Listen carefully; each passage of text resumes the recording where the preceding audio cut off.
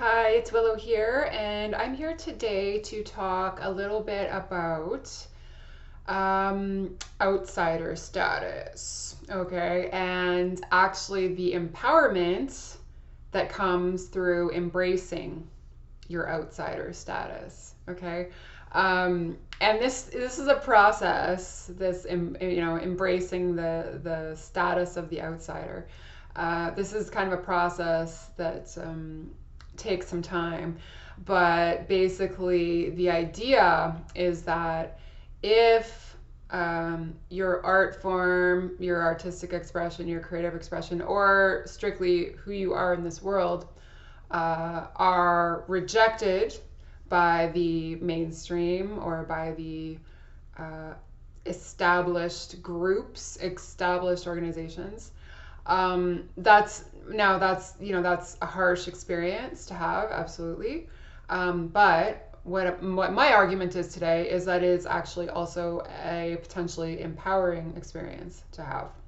And what I'm going to liken this to astrologically, or what I'm going to connect this to astrologically, is Black Moon Lilith. But there are a number of placements that can indicate a sort of outside the norm or outside the folds, outside the mainstream sort of status that a person may carry, or an energy that a person may carry. Pluto, okay? Pluto is one of those bodies, absolutely, that creates kind of a charged atmosphere around people who see what lies beneath, and people who understand Plutonic power dynamics, and then people who deny or dismiss or just don't see it, just don't experience it, right? So Pluto can be one of those bodies, if you have strong Pluto energy in your chart and in your life, that can be quite isolating, right? And can make a person feel as if they are an outsider, outside the mainstream understanding, outside the consensus realities, right? Uranus is another body that can put you sort of at odds with the standard way of things, the standardized, views and groups and organizations and etc. Okay, so I'm not saying that Black Moon Lilith is the owner of this theme, certainly not, but Black Moon Lilith themes definitely bring the possibility of strong outsider status. And when we look to the mythology of Lilith, it's very kind of obvious and very easy to kind of then apply this to current day dynamics. So Lilith was considered Adam's first wife, of Adam and Eve fame. And Lilith basically refused to be submissive to Adam as Adam's wife. She wanted to be his equal, an equal partner. And so she was ejected from the Garden of Eden because of that, because she would not sort of accept this sort of supporter status or secondary status to Adam. Okay, and then of course Adam got with Eve. Okay, that's the story. So you have to understand that back in those days, for a single woman to be ejected from society was basically to throw her to the wolves, was basically to say, you're so repugnant to us that we don't care if you die. We don't care if you live or die or live a torturous existence. You're dead to us, right? So, Black Moon Lilith has some of these hardcore themes associated with it, and people who carry strong Black Moon Lilith energy, again, that could be because Black Moon Lilith it has a prominent role in aspects to your natal placements, to angles on the chart, natal chart, or what have you, or it could just be a transiting influence. People with strong Black Moon Lilith energy often have themes where what they're all about, what they represent, is repugnant to the mainstream. And so the mainstream ejects that person, sort of circles the wagons, pushes that person to the outside. And you know, basically just kind of wants to negate everything that that person is reflecting to them. So I liken Black Moon Lilith basically to a mirror that's being held up to mainstream society. And so Black Moon Lilith indicates all of the dark, denied experiences, especially the emotional experience on Earth. Okay, emotional experiences on Earth. But again, anyone who is considered a threat to mainstream norms, to consensus reality, to mainstream power dynamics. Anyone whose very existence, right, very existence reflects some of the not so great, illegitimate, abusive, controlling, suppressive elements of mainstream society. Okay, so Black Moon Lilith kind of has these hidden power dynamics associated with it. And so if you are a strong Black Moon Lilithian individual, you will probably have experiences where just by you doing you, just by you being you in the world, again, not even something you're intending to create. You're not intending necessarily to create these hypercharged situations where you're triggering people and they're circling the wagons and rejecting you and censoring you and throwing you to the wolves, right? This will just, there will be some natural version of this that just sort of happens, right? It's just the way that it is. So I think that it can be empowering, number one, for people who have this experience to learn more about their Black Moon Lilith placements. Okay, there's a mean placement and a true placement of Black Moon Lilith. And so just in basic terms, the mean okay, so let's go back to what Black Moon Lilith is. Black Moon Lilith is actually the lunar apogee. So it's not actually a body in the sky. There is an asteroid called Lilith, but here I'm talking about Black Moon Lilith, which is the lunar apogee. And so the lunar apogee is basically the point in the moon's orbit around Earth where it is out in the farthest reaches of its orbit. So it's furthest from Earth at that time.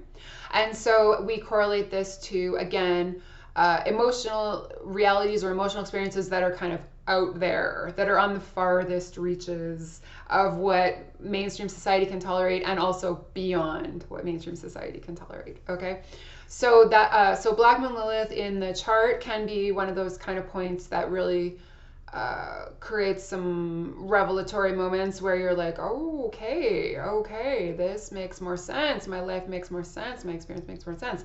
And then you can start actively and consciously working with that point, as opposed to just being sort of chewed up and spit out repeatedly and not really knowing why this is happening, right? So there is a charge to Black Moon Lilith and to people who have strong Black Moon Lilith energy. And sort of moderating and balancing out and working with that charge is one of the keys to not just creating a trigger fest in your wake, right? Like just a sea of pissed off and riled up people in your wake, right? But again, it can be difficult because these are just sort of like natural ways of being, natural forms of self-expression, but because it has that Black Moon Lilith edge, it is it's sort of pushed to the side. And so I've actually done a fair amount of work on this, and I've also done an article and a zine on Mercury Black Moon Lilith contacts and how basically the information you have to put out there is just too hot to handle for a lot of people. And so again, working with the energies of that. But so the focus on this video, now that's kind of like a long preamble, but the focus on this video is that it is an empowering position, right, to embrace your outsider status. And instead of looking at this as a bad thing, and instead of constantly throwing yourself back into the mainstream, trying to find a place, constantly being ejected, right? Instead of doing that, you just embrace the fact that you have an outside perspective and there is power and empowerment in that perspective, right? Because the thing is that if you are an outsider, if you're pushed to the edges of society in mainstream ways, right? Then you have a rarefied vantage point that people that are in the mainstream folds cannot achieve, right? And so when we're looking at astrology as a holistic system, those people can't be severed from the whole without some degree of imbalance and dysfunction, right? And the same goes for Pluto, same goes for Uranus. What those people know, what those people embody, what those people experience and put out there in the world cannot be severed from the whole without damaging the whole. And so that's the long and the short of it, right? But a little dabble do ya with Black Moon Lilith energy. And so again, learning how to more intricately work with these energies, and also how to take yourself into the shadows when needed, right? So put it out there, say what you need to say, do what you need to do, but then take yourself outside of the fold. You know what? Okay, sorry. Going back to the mean versus true placement. I realized I just skipped over that. Okay, so yeah, the true placement of Black Moon Lilith is very erratic. It moves back and forth in the zodiac. The lunar apogee again. So it's a point that's being calculated. And so the true placement is actually usually the placement that speaks to me most strongly. But it is erratic. It's wild. It's wild and free. You know, it's kind of that strong Black Moon Lilith energy, right? And then the mean placement is a placement where that erratic back and forth energy has been averaged out. And so the mean placement of Black Moon Lilith just kind of follows a slow and steady path through the zodiac. And both placements can be used. Both placements bring different insights. Like I say, I've always kind of leaned towards the true placement, just because I like that wild and free, that edgy energy that it brings. So yeah, so those are the two placements that you would be looking at as far as where this exists in your chart. And also again, then the asteroid Lilith is another echelon of these themes. Okay, so I actually thought about doing this video because of a comment that I got from a person named Prester John on a previous video. And this person, again, I assume you're he, but I'll just say this person. This person was just kind of laughing about the fact that not only am I on the outside of mainstream society, I'm on the outside of the astrology society as well, the astrological establishment as well. And again, this isn't something I set out to do. It's not something I was, it's not like I was like, yeah, I'm just gonna be super edgy and super punk, and I'm just gonna like ruffle everybody's feathers. No. But again, just by the nature of the work that I do a lot of, I cover a lot of suppressed truth subjects. I do conspiracy research. Ooh, conspiracy research. Totally freaks people out for some reason. Even though there is obvious, could not be more blatant conspiracy afoot, but okay. All right, guys. I'll go into that a bit later.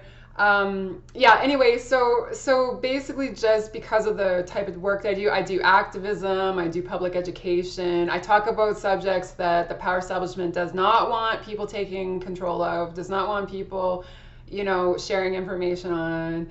And this has been just the route I've taken since I was a cub reporter. Okay, so I have a journalism degree and I worked in mainstream media briefly, but I have a history of being censored and blocked from doing stories, and in particular anti-globalization related stories. That was my the primary area where I was being censored as a reporter, okay? And that kind of showed me how the media really works and which perspectives are allowed on media and which perspectives are not allowed on media, and how the information is filtered that the mainstream public gets through the media. I learned all of these things at the age of 20, 21, 22 years old.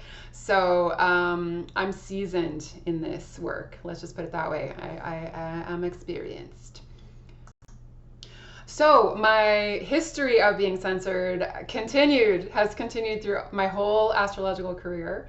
And like I said, I've written an extensive article on it and I've written multiple articles on being censored, and I've also written a zine on it about the again, Mercury Black Moon Lilith contact.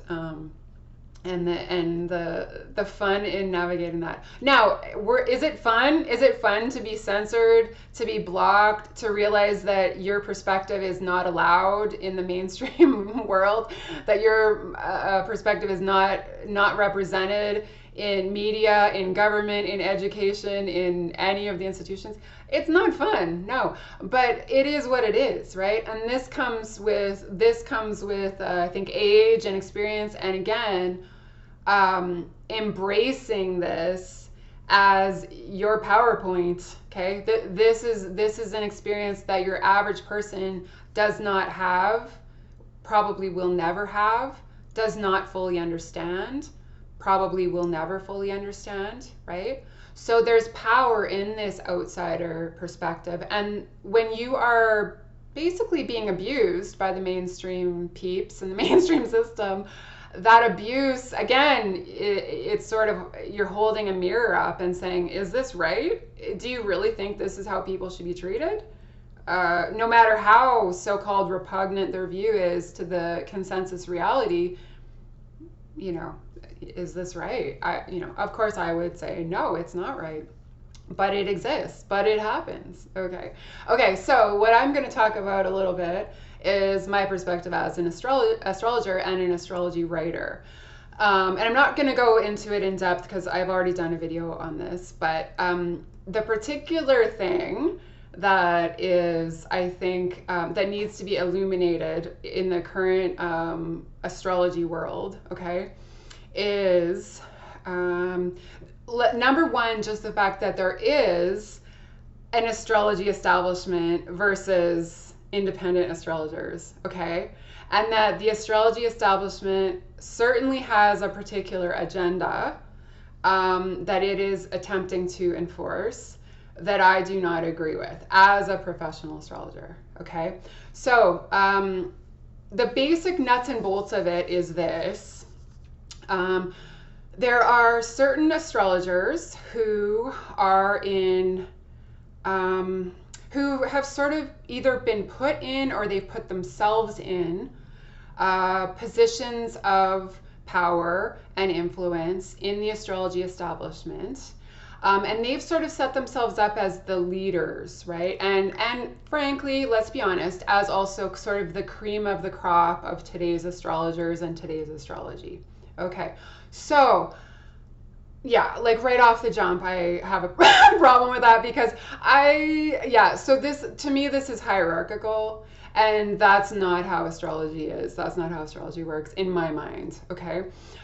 So number one, as a spiritual anarchist as well, I don't accept the authority of anyone who is trying to create a hierarchy out of astrology and astrologers. And I don't accept the authority of people who have put themselves in positions of leadership or power in that world and are now working to keep certain perspectives and keep certain astrologers and keep certain forms of astrology out of that astrological establishment. Okay, so it's a similar experience working in the mainstream media and realizing that, you know, your perspective is not welcome in the mainstream media. Same thing with the astrology establishment. Your perspective is not going to be welcome in the astrology establishment. And so I've had multiple experiences with this. Now, the first thing to the first differentiation, right, is that, okay, so I'm a professional intuitive astrologer and I'm self-taught. And that's a pretty common path for intuitive astrologers, okay? Now, I can't even express the intensity of my astrological studies and my astrological work over the past almost 20 years, okay? It has been my life's work. I'll just put it that way. And I'm a hardworking ranch girl, okay? I come from hardworking people. So I have put a ton of time and energy into learning astrology in an ongoing way, continually making my own observations about astrological phenomena that are going on. Of course, doing astrology readings, doing extensive astrological articles, research, and of course, I practice a form of astrology journalism, astrojournalism, so a sort of hybrid version of journalism that, again, I think is talking about subjects that desperately need to be known about, okay, that are not being properly discussed frankly, through mainstream or alternative media channels.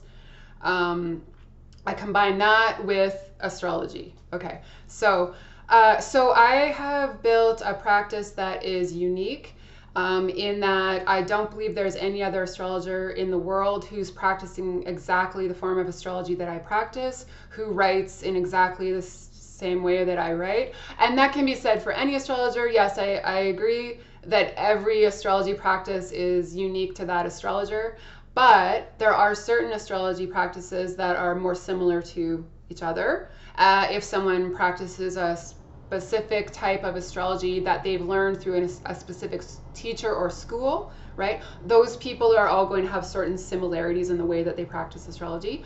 So I, as a self-taught intuitive astrologer, I have sort of built my own practice over the course of time, painstakingly, detail by detail. I also believe that this is a spiritual vocation, so this is the work there is for me to do in the world, and no other human being really has the right to tell me that my practice of astrology is illegitimate or less legitimate than theirs, okay? So one of the main hurdles is that the astrology establishment is hell-bent on forcing standardized education on all astrologers, okay? So I realized this because I've kind of kept an eye on the different astrology groups over the course of my 18 years of studying, 18, 19 years of studying, and 15 years of professional practice. And I always found a roadblock because most of the astrology groups that are sort of established all have this tenet that you must have formal astrology education in order to be part of the group, right? In order to even be a member of the group, okay? And these are groups that the names of them are kind of these like umbrella names that seem to be for all professional astrologers, all practicing astrologers, right? But when you get right down to it, it's not, right? When you get right down to it, they are trying to force their version of astrology as the official version of astrology. And then anyone who doesn't fit into those parameters or won't jump through the hoops that they say you have to jump through to be considered a professional astrologer, those people are, again, pushed to outsider status. Which again is, as I'm saying, is to be embraced, okay, to be embraced. So the problem, I have a few problems with forced standardized astrological education, okay. Number one is whose version of astrology is taught as the official version, okay? So astrology has a system to it. There's a system of astrology, and you definitely, without a doubt, have to know that system in order to call yourself a professional astrologer, okay? And people are falling down on that these days with the proliferation of pop astrology. I agree. Even before this, people were very, very quick to put their shingles out as a professional astrologer when they really hadn't spent too much time on it. So I agree that's not great. But do I feel that I have the right to police astrology and astrologers and police everyone who I think is not up to snuff on their astrological knowledge? Of course not. No, of course I don't. So whose version of astrology is going to be taught? Because beyond that basic system of astrology, there are all types of interpretations and different techniques and different angles to take it at, and you know, different, just different perspectives from different astrologers, okay? So the idea is which perspectives and which interpretations are going to be accepted in that official fold as the, you know, official standardized version of astrology. I just don't think astrology works like that. I definitely lean into the art side of astrology. And so to me, it's kind of like saying no one can be a professional artist unless they've gone to these particular art schools and learned from these particular artists. No, it don't work like that, y'all. It don't work like that. Now, I'm not crapping on standardized astrological education if that's the best route for you. What I'm saying is that you can't enforce that on everyone because that is not the best route for all. And I'm a practicing professional astrologer of 15 years with a worldwide customer base and readership. Okay. Have worked with a number of other professional astrologers during my career. Okay. And I'm saying that that's not the path for me. That wasn't the path for me. And no one can tell me that that is required, because the proof is in the pudding as far as my astrological work. Okay.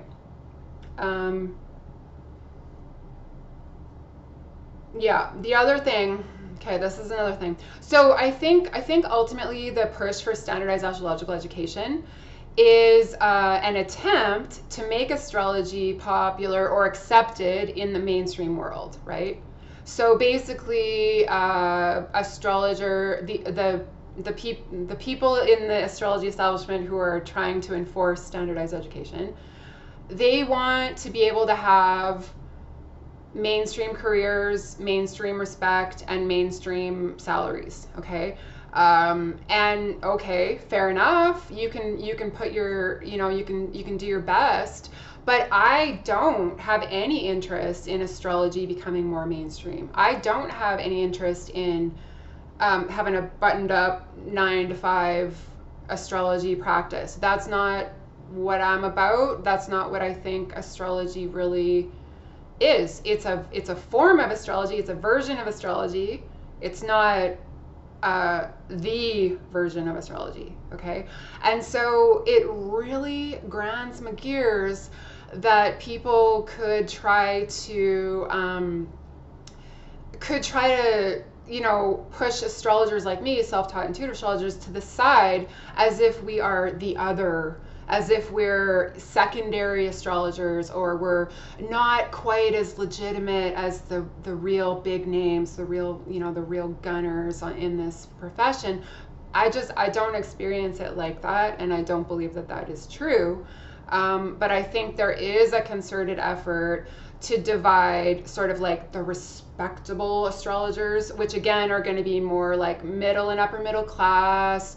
They've gone through the astrology schools. They've hobnobbed with the big name astrologers. They've gone to the worldwide, they've jet set it around to the astrology conferences. Those are going to be the respectable astrologers. And then the unrespectable astrologers like me, right? It's just silliness. Okay, so the other element that comes up is the class element, quite obviously, right? Okay, so I'm a rural working class astrologer, and frankly, I didn't have money to shell out for astrology school. I didn't have, as far as I know, you can't get student loans for astrology school. Maybe you can. I'm not willing to take on more student loan debt. I didn't have the money to jet set around to these different conferences that are held all over Canada, the US, Europe, the world. I didn't have, I didn't have the inclination to kind of like suck up to the big name astrologers and try to get in with them and stuff. I didn't do that because for me, it's about the work. It's about doing the most potent and effective and meaningful and necessary work that I can do, and the rest of it is kind of noise. The rest of it is hubbub, so there's a definite class element here where, again, if you can afford all of those things, right, and if you can afford like top-notch not just this crappy webcam, like no editing, if you can create this kind of like corporate facade for your business, right? We're in the Pluto and Capricorn years, kids, tail end of the Pluto and Capricorn years. Then you can set yourself a public facade that where you're more respectable, more established than someone else. But that's, appearances can be deceiving, my friends. Appearances can be deceiving. The other thing I would like to point out here, and this is a Black Moon Lilith truth, it's an uncomfortable one, is that, okay, so the same astrologers that are promoting standardized education often teach at the schools that you're supposed to go to become a respectable official astrologer, right? Sometimes they even own those schools. Sometimes it's even their own schools, right?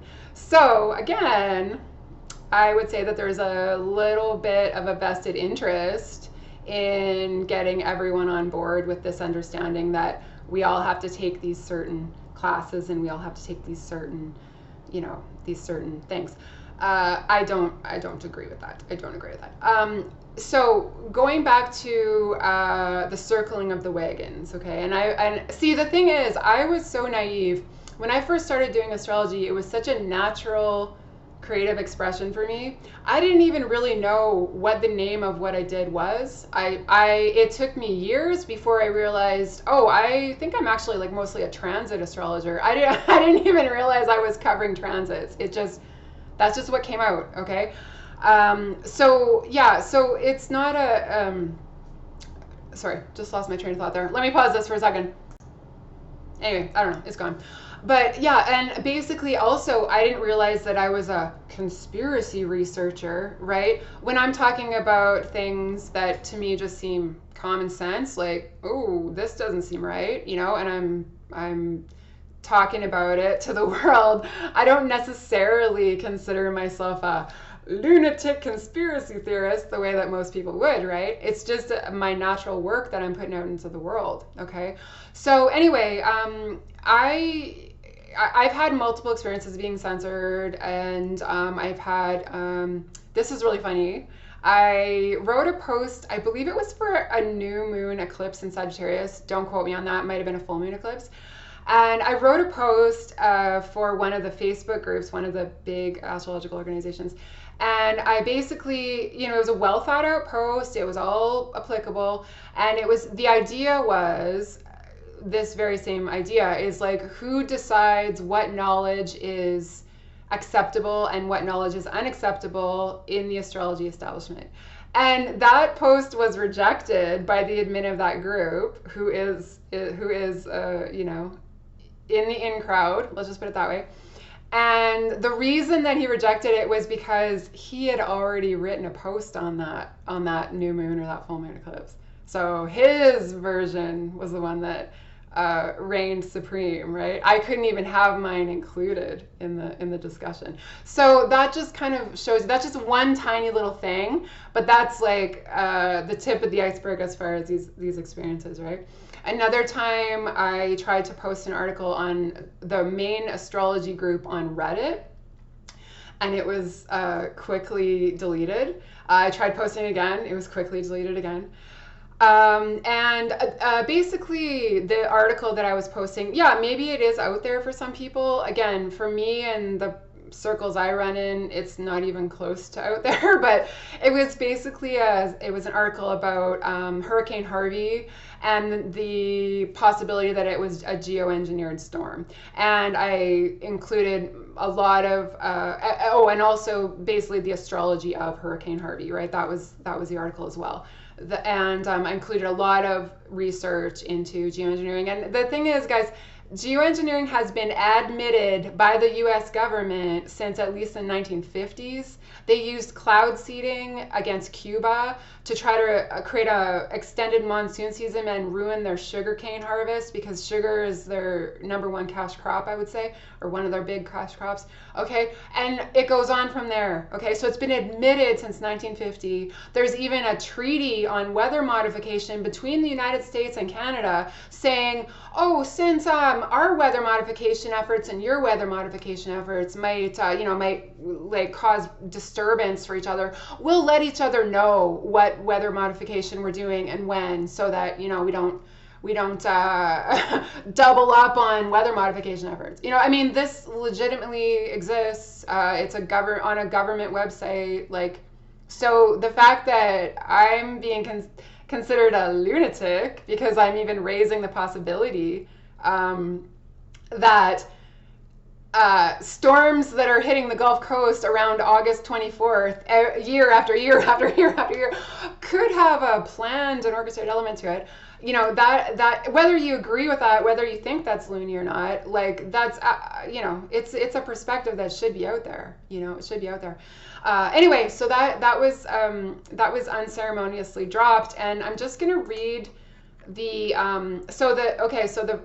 astrologer who censored this article turned out to be also in the in crowd, so i.e. setting himself up as a gatekeeper for the standards of the astrology establishment. Okay, so tiresome. But anyway, so basically, after being gaslit, after being called, what was I being called?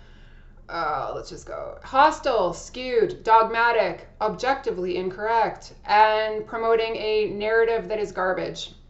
All because I was just basically telling the truth from my perspective on the fact that the astrology establishment censors and shuts out certain astrologers. That was my main point, right? And again, that this forced standardized education is bunk. Okay, just gonna throw that out there. Okay, so basically the reason that this admin of this Reddit group gave me for rejecting the article was, quote, resources that discuss conspiracy theories are discouraged in much the same way we discourage palmistry, numerology, and general occult things like that. Okay, so yeah, let's break this down a little bit, guys. Now, to me, that's mind-boggling, okay? Because, again, in the astrology circles I run in, nobody is going to be opposed to palmistry, numerology, conspiracy research, psychic abilities, tarot, other divination tools. Like, that's just madness to to me. Of course, you want to see those things practiced responsibly by ethical people. Setting that aside, okay? The fact that today's astrology world is rejecting these things and is rejecting any astrologer who might bring those things into his or her practice, is rejecting any type of conspiracy research whatsoever, in a time when, as I say, I think it is blatantly obvious that there is conspiracy afoot. Again, I can't adhere to that. I don't give that legitimacy. Okay, but that's the way it is, right? Those are the parameters that have been set out by the astrology establishment, and so it becomes kind of a closed loop. It becomes an insular kind of world, right? Where the same kinds of astrologers, very similar perspectives, very similar backgrounds, very similar take on things, right? Rise to this cream of the crop position, which, again, partially self-appointed, I would say. And then they basically allow only other astrologers. They kind of nurture and foster and bring other astrologers into the fold when they're assured that these astrologers are just like them or are very similar to the way they are. Okay, and so if you don't agree with these tenets, if you bring something different to the table, if your practice of astrology is different in some way, right, you're kind of shunted off to the side, or you're putting that other category, that secondary category, right? You're not in with the in crowd, and you don't get the same opportunities and the same exposure and the same respect as people who are in with the in crowd. So, fine enough, fair enough, that's the way it is. The only thing I don't like is when the dominant paradigm is trying to act as if it is the only paradigm, okay? And that's a common thing that happens, and I'm sure many people who have outsider status of any way have experienced this, is that they don't want to acknowledge their bias, right? And they don't want to acknowledge that these are the astrologers we're looking to bring into the fold, and these astrologers we're looking to sort of, you know, push off to the side. So it's not that these dynamics are, you know, I mean, these dynamics exist. They are what they are, like I say, you know, and this is common in any type of mainstream structure versus the people who don't fit into the mainstream structure, right? But again, as Pastor John mentioned, it's kind of hilarious because astrology in general is kind of considered a fringe or outsider subject, right? And so the fact that you could actually be on the outside, on the outskirts of astrology is like kind of funny, right? It's kind of funny. And so again, like I'm saying, the astrology establishment, for the most part, seems to be leaning really heavily towards trying to gain mainstream acceptance, like trying to get those popular kids to just accept us, you know. And that's something that I gave up at 13 years of age. Like I don't have any interest in that, right? And I think a lot of astrologers don't have interest in that. So again, it's like, who are those astrologers speaking for? Right? And who can they speak for? Who do they have the right to speak for? Not me. So I guess one of the things that strong black moon Lilith energy brings up is just a stronger awareness of the ideas that are repugnant to the mainstream, the ideas that are considered unacceptable, the information and perspectives and personal experience that are considered unacceptable by the mainstream, right? That the mainstream does not want to acknowledge, does not want to validate in any way, does not want to accept, does not want to bring into the fold, does not want to even acknowledge at the outskirts, okay? And so if you have one of these perspectives, again, often just naturally, you're gonna butt up against this stuff, right? And so again, instead of like throwing yourself at the mercy of the mainstream and like, whoa, knock, knock, knock, knock, why won't you let me in, right? Instead of doing that, you just sort of quietly accept it and embrace it and accept the power that comes with having that perspective that only you can bring to the table, right? Okay, so this video has turned out a bit longer than I thought, but I just want to finish on this point because this rejection of any type of what they would call conspiracy research is problematic to me in a pretty big way, okay? And so I think the problem is that conspiracy theorist has become a weaponized term to discredit people, again, who have information or insight that the mainstream doesn't want to even look at, right? Doesn't even want to acknowledge exists in the world, okay? So the old clutching the old pearls, you know, clutching the pearls type of situation. And fair enough, you can clutch those pearls, but let's be open and honest about what's going on, okay? So the word conspiracy means secret collusion among two or more parties that share a common goal. That's all conspiracy is, okay? So if you don't believe that there is some degree of collusion going on at the highest levels of power in these sort of, you know, pyramid schemes of power that we have going on the planet, you know, again, we're pretty well living on two different planets, you know, because to me it is obvious. So anyone who, for example, has a problem with the official 9/11 narrative, okay, the World Trade Centers and Building 7 coming down. Anyone who has a problem with Fukushima fallout, collapsing the Pacific Ocean or appearing to collapse the Pacific Ocean, and radioactively contaminated wastewater being planned to be released into the Pacific, over 1 million gallons. Anyone who has a problem with that is a conspiracy theorist, lunatic. Anyone who had problems with the mRNA shots and the entire lockdown, global lockdowns, those people were considered conspiracy theorists, lunatics. Anyone who had problems with, pharmaceuticals that were killing and disabling people, GMOs in our food supply, chemtrails and geoengineering. Okay, I get it. Some of these are like triggering topics where people are just going to instantly shut down and shut you out.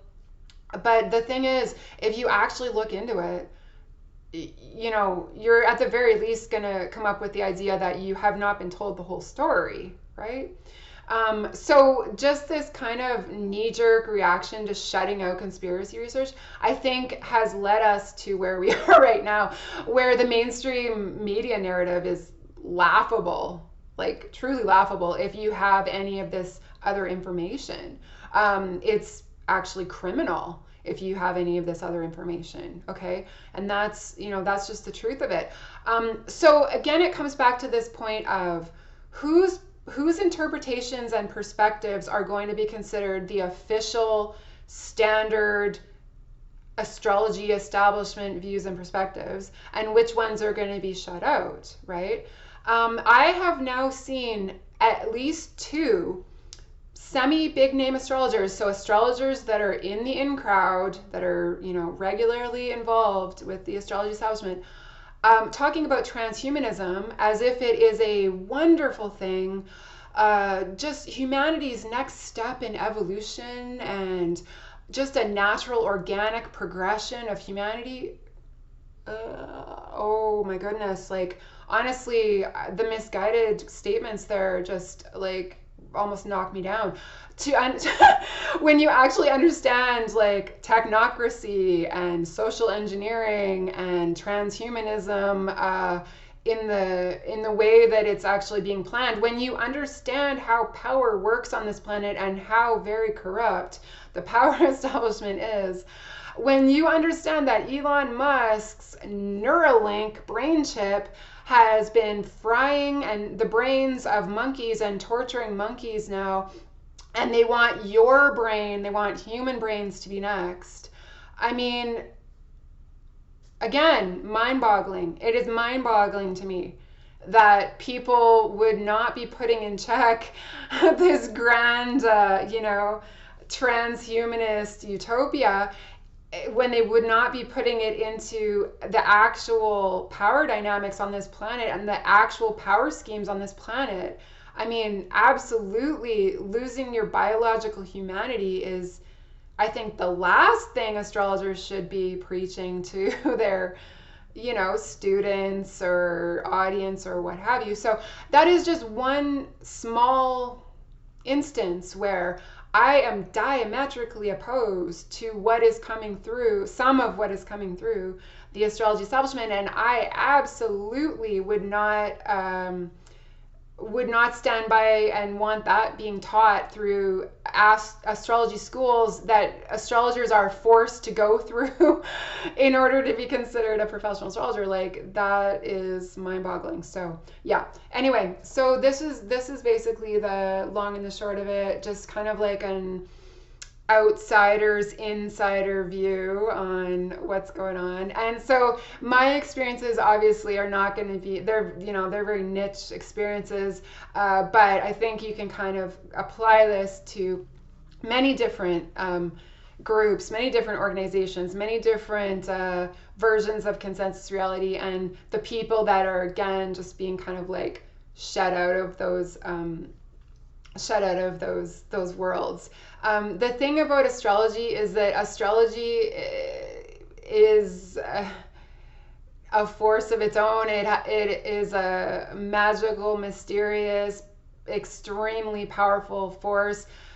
No mere mortal, no human being could control astrology, could put it in a little box, could put it in a hierarchy. It will not happen. It will not work. This is not the way astrology has been practiced through the years. I really strongly don't believe that. Of course, there are certain people, again, that are held up as the prime thinkers, the prime teachers, the prime this or that, but you know, we have to look at that as a potentially flawed model, right?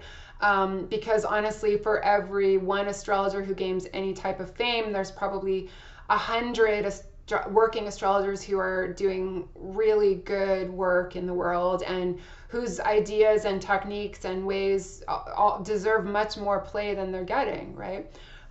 So all of this is kind of noise to me, like I say, but the problem is that if you don't put this, if you don't sort of stand up for your practice of astrology, these kind of outside forces can sort of start infringing a little bit. And so I'm just kind of planting a flag here for self-taught, professional, intuitive astrologers like myself. And I know that there are, you know, I don't know, tens of thousands, hundreds of thousands. I don't even know at this point. But I know that there are a lot of us out there, and I know that we're just kind of slogging away behind the scenes while the more prominent big name astrologers, you know, do their thing as well. And I think there's a place for both of those things, right? But again, I think we have to acknowledge that the astrology establishment, the group of astrologers that has sort of created this closed loop or this insular version of astrology, they only represent one version of astrology. There are many other versions that are alive and well and kicking ass out in the world. And I'm going to keep on rocking that version.